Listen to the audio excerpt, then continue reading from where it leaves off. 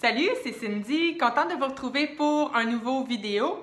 Aujourd'hui, j'avais envie de vous présenter mes deux livres faits vécus préférés de tous les temps, j'ai envie de dire, en tout cas de ceux que je me souvienne. Parce que je pense que je vais rejoindre quand même certaines personnes. Je sais qu'il y a plusieurs lecteurs qui aiment lire des livres un peu documentaires, j'ai envie de dire, mais qui se lisent vraiment comme des romans. Et c'est deux livres dans ce genre-là dont j'ai envie de vous parler aujourd'hui. Alors, premièrement, je vous recommande fortement le livre Zeytoun de Dave Eggers. Alors ici, c'est l'histoire d'une famille qui a vécu l'ouragan Katrina en 2005, l'ouragan en Nouvelle-Orléans évidemment. Donc, Zeytoun est le nom justement du... c'est-tu le nom de famille ou le prénom du père? Mon Dieu! Là, savez-vous que j'ai comme un blanc, là? Mais bon, dans ma tête, en tout cas dans mon souvenir, Zeytoun, c'est le nom du papa. Et avec l'annonce de cet ouragan-là qui arrive, la famille est évacuée. Donc, la maman ainsi que leurs 4 enfants vont s'en aller... si je me souviens bien, à Bâton Rouge, là, qui est la capitale de la Louisiane. Mais le papa, lui, va faire le choix de demeurer à la maison parce que, dans le fond, son but, c'est de protéger au maximum sa maison, mais aussi leur petit magasin général, parce que cette famille-là a un petit magasin en Nouvelle-Orléans. Donc, lui, il veut pouvoir...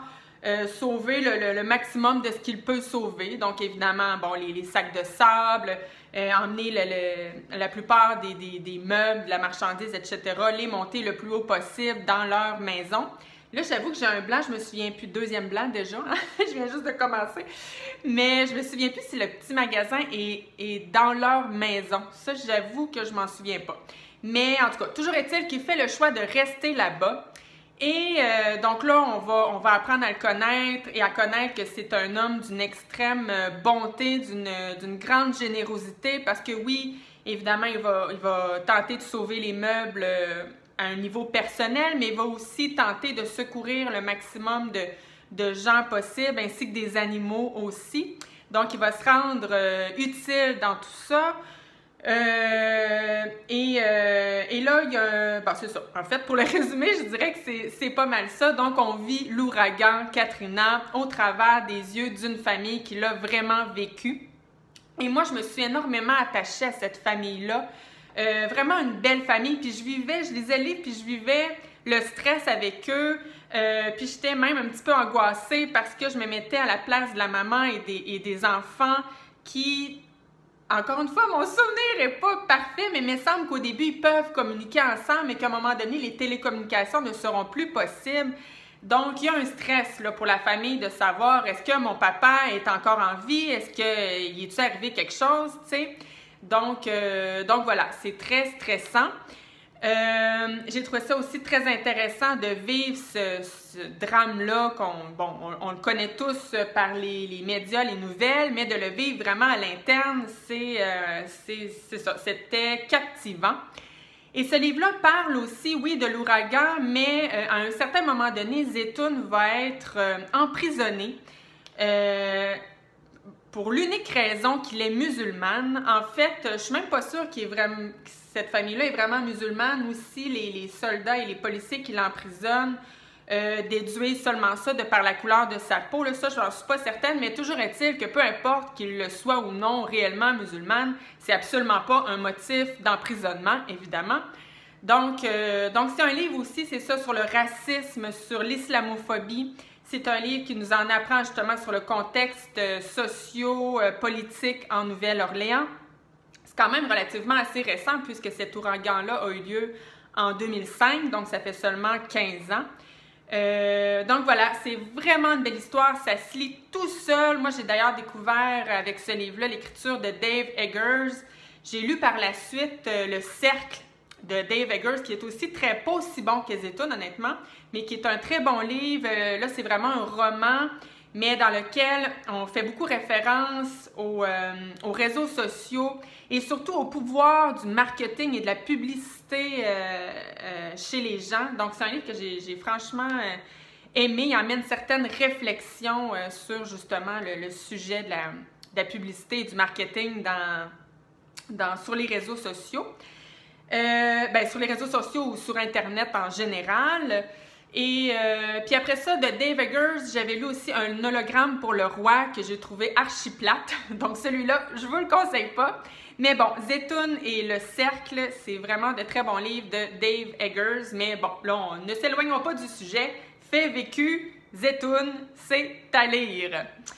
Maintenant, le deuxième livre que j'ai lu, qui est ici sous forme autobiographique, c'est le livre « Le château de verre » de Janet Walls.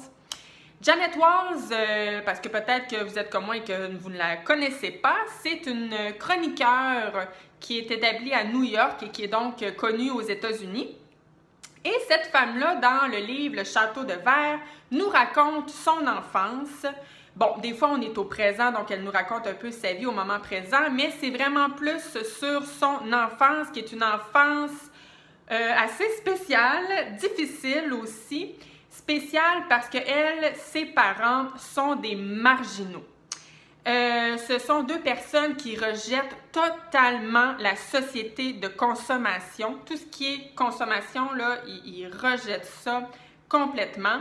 C'est aussi deux personnes, j'ai envie de dire, des êtres libres. C'est-à-dire que dès qu'il y a un cadre établi qui doit être suivi, c'est impossible pour eux. Donc, juste par exemple, la maman est enseignante et le mathématicien, le papa est mathématicien. Et donc, oui, ils ont des études et tout, mais c'est impossible pour eux de conserver un travail justement parce qu'ils ne sont pas capables de vivre avec des règles. Donc, c'est ça. Ça fait en sorte que c'est une famille qui est pauvre, donc il n'y a vraiment pas beaucoup d'argent à la maison. Et on va assister tranquillement pas vite à... en fait, les parents vont devenir itinérants. Et là, je vous spoile rien parce que dès le début du livre, on est au moment présent. Et Janet Walls va rencontrer un peu par hasard sa mère dans les rues de New York qui est en train de fouiller dans des poubelles pour arriver à se nourrir. Donc voilà, on va assister vraiment à cette famille-là qui s'en va tranquillement pas vite vers l'itinérance. Les enfants vont, parce que je ne vous l'ai pas dit, mais il y a 4 enfants dans le fond. Les enfants vont plus tard, en tout cas, si mon souvenir est bon, les 4 s'en sauvent très bien. En tout cas, Janet Walls, évidemment, s'en sort puisqu'aujourd'hui, bon, elle est connue et puis on sait très bien qu'elle n'est pas itinérante.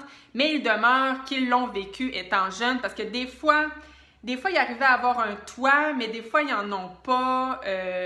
Et ça va faire... Puis surtout, là, en fait, dans ce livre-là, c'est que ces parents-là sont... Tu sais, si au moins ils étaient aimants et avaient de l'attention pour leur enfant, mais non. C'est deux personnes extrêmement égoïstes et qui se foutent complètement de leurs enfants. Donc, ça va faire 4 enfants très débrouillards qui vont arriver à survivre finalement sans l'aide de leurs parents. Ça va faire aussi des enfants qui ont très honte de leur situation. Tu sais, vous imaginez un jeune à l'école, évidemment, ils ne voulaient pas inviter leur ami à la maison, hein? Donc, ils vont quand même réussir à cacher cette situation-là pendant très longtemps.